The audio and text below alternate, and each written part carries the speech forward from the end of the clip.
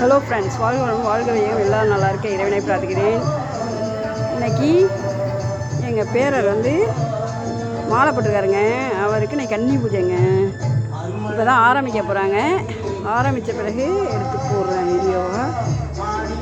பாத பூஜைக்காக ரெடி பண்ணி வச்சுருக்கோம்.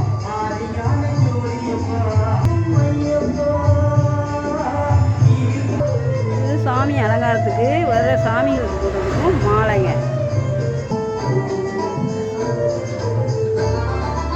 சாமிகளுக்கு கொடுக்குற தேங்காய் மொழி, வாழைப்பழம், பித்தளை பாக்கெல்லாம் போட்டு ரெடி பண்ணி வச்சுருக்கோம்.